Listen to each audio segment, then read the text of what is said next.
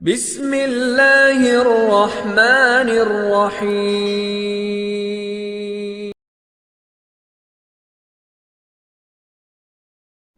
حضور صلی اللہ علیہ وآلہ وسلم کے دودھ پینے کا زمانہ۔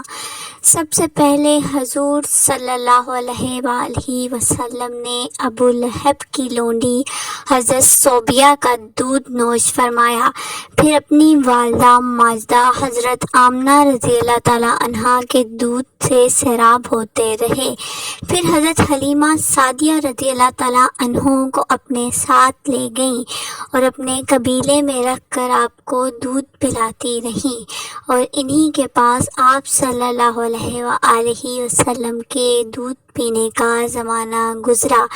شرفائے عرب کی یہ عادت تھی کہ وہ اپنے بچوں کو دودھ پلانے کے لیے گرد و نواح دیہاتوں میں بھیج دیتے تھے۔ دیہات کی صاف ستھری آب و ہوا میں بچوں کی تندرستی اور جسمانی صحت بھی اچھی ہو جاتی تھی، اور وہ خالص اور فصیح عربی زبان بھی سیکھ جاتے تھے، کیونکہ شہر کی زبان باہر کے آدمیوں کے میل جول سے خالص اور فصیح و بلیغ زبان نہیں رہا کرتی تھی۔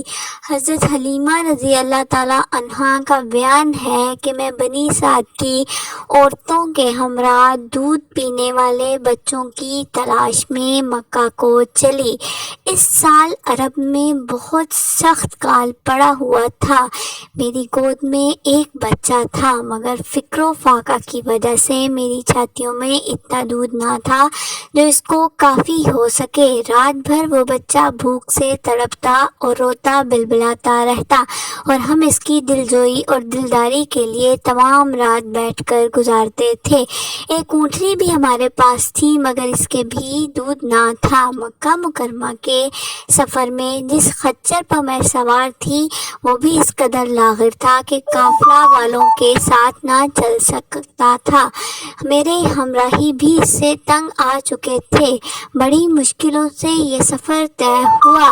جب یہ قافلہ مکہ مکرمہ پہنچا تو جو عورت رسول صلی اللہ علیہ وآلہ وسلم کو دیکھتی اور یہ سنتی کہ یہ یتیم ہے تو کوئی عورت آپ کو لینے کے لیے تیار نہیں تھی، کیونکہ بچے کے یتیم ہونے کے سبب سے زیادہ انعام و اکرام ملنے کی امید نہیں تھی۔ ادھر حضرت حلیمہ سعدیہ رضی اللہ تعالیٰ عنہ کی قسمت کا ستارہ ثریا سے زیادہ بلند اور چاند سے زیادہ روشن تھا۔ ان کے دودھ کی کمی ان کے لیے رحمت کی زیادتی کا باعث بن گئی، کیونکہ دودھ کم دیکھ کر کسی نے ان کو اپنا بچہ دینا گوارا نہ کیا۔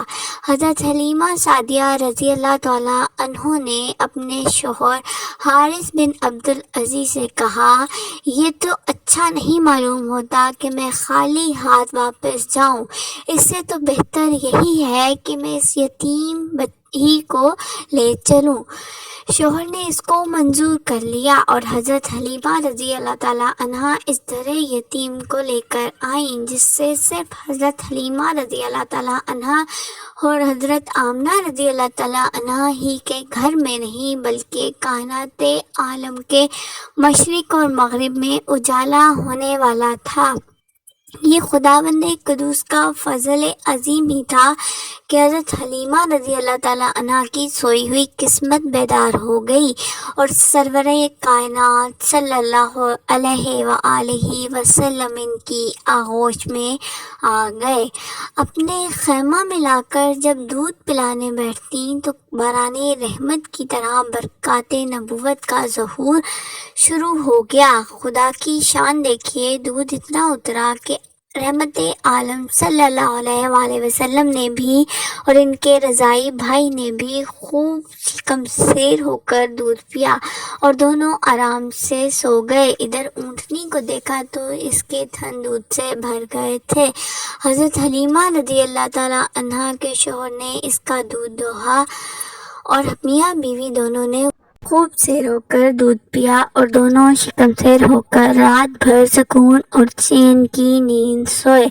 حضرت حلیمہ رضی اللہ تعالی عنہا کا شوہر حضور رحمت عالم صلی اللہ علیہ وآلہ وسلم کی برکتیں دیکھ کر حیران رہ گیا اور کہنے لگا کہ حلیمہ تم بڑا ہی مبارک بچہ لائی ہو۔ حضرت حلیمہ رضی اللہ تعالی عنہا نے کہا کہ واقعی مجھے بھی یہی امید ہے کہ یہ نہایت ہی بابرکت بچہ ہے اور خدا کی رحمت بن کر ہم کو ملا ہے، اور مجھے یہی توقع ہے کہ اب ہمارا گھر خیر و برکت سے بھر جائے گا۔ حضرت حلیمہ رضی اللہ تعالیٰ عنہ فرماتی ہیں کہ اس کے بعد رحمت عالم صلی اللہ علیہ وآلہ وسلم کو اپنی گود میں لے کر مکہ مکرمہ سے اپنے گاؤں کی طرف روانہ ہوئے تو میرا وہی خچر اب اس قدر تیز چلنے لگا کہ کسی کی سواری اس کی گرد کو نہیں پہنچی تھی۔ قافلے کی عورتیں حیران ہو کر مجھ سے کہنے لگیں کہ اے حلیمہ رضی اللہ تعالیٰ عنہا، کیا یہ وہی خچر ہے جس پر تم سوار ہو کر آئی تھی یا کوئی دوسرا تیز رفتار خچر تم نے خرید لیا ہے؟ الغرض ہم اپنے گھر پہنچے، وہاں سخت قحط پڑا ہوا تھا، تمام جانوروں کے تھن میں دودھ خشک ہو چکے تھے، لیکن میرے گھر میں قدم رکھتے ہی میری بکریوں کے تھن دودھ سے بھر گئے۔ اب روزانہ میری بکریاں جب چراگاہ سے واپس آتی تو ان کے تھن دودھ سے بھرے ہوتے، حالانکہ پوری بستی میں کسی کو اپنے جانوروں کا ایک قطرہ دودھ نہیں ملتا تھا۔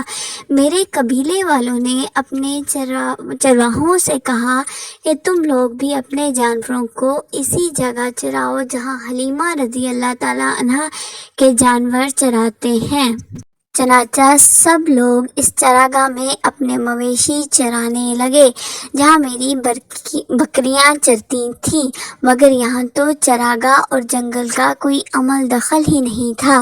یہ تو رحمت عالم صلی اللہ علیہ وآلہ وسلم کے برکات نبوت کا فیض تھا جس کو میں اور میرے شوہر کے سوا میری قوم کا کوئی شخص نہیں سمجھ سکتا تھا۔ الغرض اسی طرح ہم ہر دم ہر قدم پر اللہ تعالیٰ کی برکتوں کا مشاہدہ کرتے رہے، یہاں تک کہ 2 سال پورے ہو گئے اور میں نے آپ کا دودھ چھڑا دیا۔ آپ صلی اللہ علیہ وآلہ وسلم کی تندرستی اور نشو و نما کا حال دوسروں بچوں سے اتنا اچھا تھا کہ 2 سال میں آپ صلی اللہ علیہ وآلہ وسلم خوب اچھے بڑے معلوم ہونے لگے۔ اب ہم دستور کے مطابق رحمت عالم صلی اللہ علیہ وآلہ وسلم کو ان کی والدہ کے پاس لائے اور انہوں نے حسب توفیق ہم کو انعام و اکرام سے نوازا۔ گو قاعدے کے مطابق اب ہمیں رحمت عالم صلی اللہ علیہ وآلہ وسلم کو اپنے پاس رکھنے کا کوئی حق نہیں تھا، مگر آپ صلی اللہ علیہ وآلہ وسلم کی برکات و نبوت کی وجہ سے ایک لمحے کے لیے بھی ہم آپ کو صلی اللہ علیہ وآلہ وسلم کی جدائی گوارا نہیں تھی۔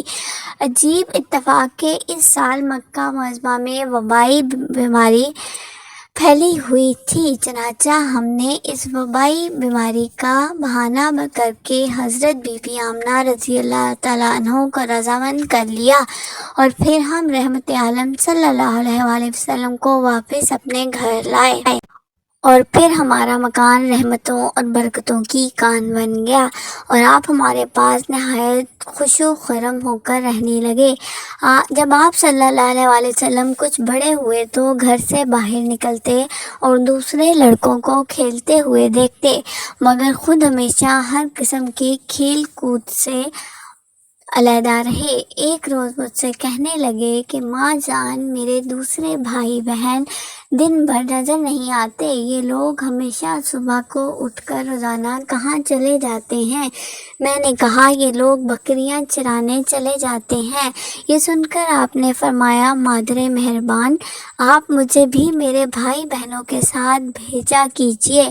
چنانچہ آپ صلی اللہ علیہ وآلہ وسلم کے اصرار سے مجبور ہو کر آپ کو حضرت حلیمہ رضی اللہ تعالیٰ عنہا نے اپنے بچوں کے ساتھ چراگاہ جانے کی اجازت دی، اور آپ روزانہ جہاں حضرت حلیمہ رضی اللہ تعالیٰ عنہا کی بکریاں چرتی تھیں تشریف لے جاتے رہے، اور بکریاں چراگاہوں میں لے جا کر ان کی دیکھ بھال کرنا جو تمام انبیاء اور رسول علیہ الصلوۃ والسلام کی سنت ہے، آپ نے اپنے عمل سے بچپن ہی میں اپنی ایک خصلت نبوت کا اظہار فرما دیا تھا۔